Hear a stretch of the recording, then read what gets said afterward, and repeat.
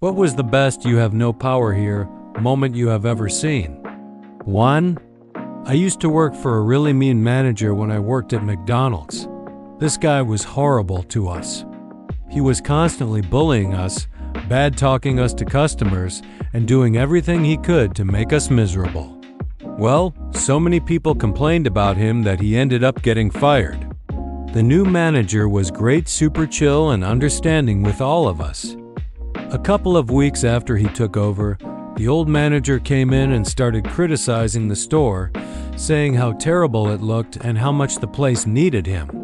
The new manager calmly said, "If you don't leave, the cops are going to make you." When the old manager didn't move, the new one stuck to his word and called the cops. The former manager is now banned from all McDonald's locations in the city and has a restraining order against him. 2. The first time I had dinner at my parents' house after I got my own apartment, my dad started giving me grief as usual. Finally, I stood up and said, "I don't live here anymore. I don't have to put up with you like this. I'm going home." And I walked out. It was the most liberating moment of my life. 3. I grew up around a mother with dissociative disorder and narcissism. She was addicted to opiates for as long as I can remember and would do anything to get them. It wasn't unusual for her to have violent tantrums, beat me, and break me down by attacking everything she knew I was self-conscious about. She even tried to sabotage my relationship with my dad and siblings. She would stay awake for days, pass out standing up, and destroy the house. Sometimes I'd leave the house clean and return to broken glass, animal messes, and pill bottles everywhere. On bad nights, she'd hallucinate, and I'd find pools of blood from her running through glass. There were screaming matches between her and my dad that lasted for days, dragging me into them. She abandoned me in the middle of nowhere more than once and never apologized, always blaming everyone but herself. Money was tight since she couldn't work, and we were often homeless, without power or water, and barely had any food. I'd go days with nothing but a school lunch to eat. My extended family had no idea. When I was 16, my aunt from Texas, whom I hadn't spoken to in years, invited me to stay with her for a few weeks. I was ecstatic and didn't tell my parents. My aunt drove up to Iowa, but my parents didn't even notice she was there. The day after I arrived in Texas, my aunt asked me if I was safe at home. I told her yes, as that chaos was all I had ever known. But she told me it scared her, and she wanted me to live with her. After a few days with her family, I knew I had to leave. I'd experienced love and care I didn't know existed. We decided I would get emancipated. Sitting in court across from my parents and their lawyer, I explained why I wanted to leave. Their lawyer accused me of being financially motivated. My parents tried to tear me down like they always had, but I stayed calm until the judge asked me to speak. I told him I had no respect for my parents because of how they treated me.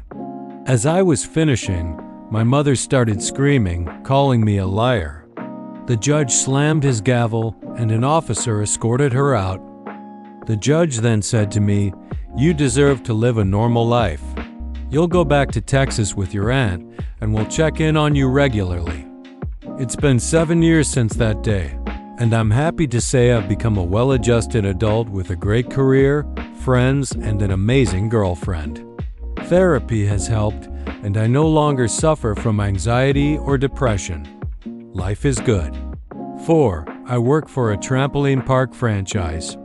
I opened a sister location and ran it for about a year and a half before moving back to the original location. When I returned, I discovered 2 teenage employees who had been fired multiple times but kept coming back because their overbearing moms intimidated the manager. I had a long talk with the leadership team, learned who was causing problems, and fired several employees, including those 2. That night, both moms called my personal phone to scream at me, threatening lawsuits and accusing me of discrimination. I calmly asked, "Is your son over 18? Yes? Then you're demanding I illegally release personal information about a former adult employee. Goodbye. 5. I got married 2 years ago overseas because my wife is from Europe and they have beautiful castles. My Canadian family came and we had an amazing wedding. During the reception, it got warm inside, so I kept opening the balcony doors. A guy whom I didn't know kept closing them. Finally, he asked, "Who do you think you are, keeping these doors open?" I replied, "I'm the guy who bought you dinner." He grabbed his coat and left. One of my groomsmen laughed so hard, he nearly burst. 6. This is a bit silly but very satisfying. Due to financial problems, my parents moved into the house my husband and I bought. Things are mostly smooth, though I'm not particularly close to them. One evening, I was out gardening when I noticed the hose was stuck. After a few minutes, I realized my dad was tugging on it from the shadows, so I sprayed him with water. He yelled and ran inside, where he declared, "You can't get me now, I'm inside." I looked at him, readied the hose, and said, "It's my house." Then I sprayed him. Totally worth cleaning up the mess for that moment of pure satisfaction. 7. I'm a high school teacher who teaches a lot of senior grades and so has to deal with graduation grades, references for university, all that jazz. I had a parent of a graduating kid in my classroom in June, after final marks were given to students but not formally reported, who was a dental surgeon in town, ran a large operation, donated a lot to local sports, big man in a small town.